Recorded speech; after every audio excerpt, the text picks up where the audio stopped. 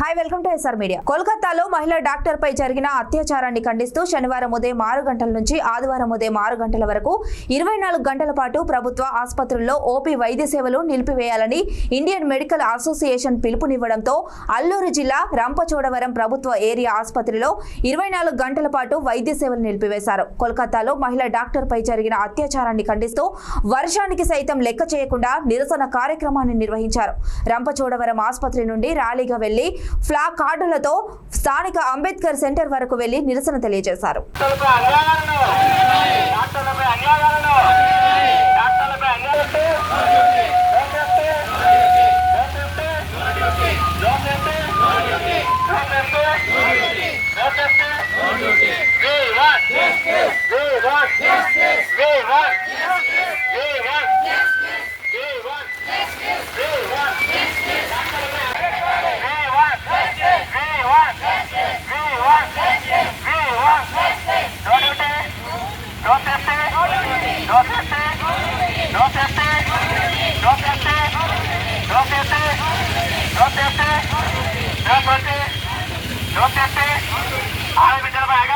నేను తీసాను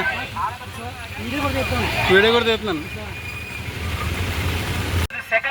second year PG ముయితా గారి ఆమెనే దారుణంగా రేప్ చేసి హత్య చేశారు. డ్యూటీలో ఉండగా విశ్రాంతి సమయంలో ఇలాంటి చర్యలు దేశం మొత్తం పునరావృతం అవుతూనే ఉన్నాయి.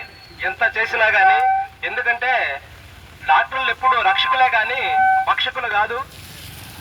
డాక్టర్లు ఎప్పుడు కూడా ఎవరి మీద నెగటివ్ థాట్స్ అనేవి పెట్టుకోరు.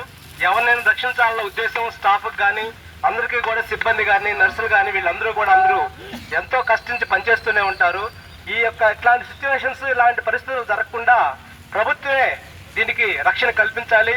అలాంటి వారిని త్వరితంగా నేరస్తులుగా వారిని సిబిఐ దర్యాప్తు చేస్తూనే ఉంది.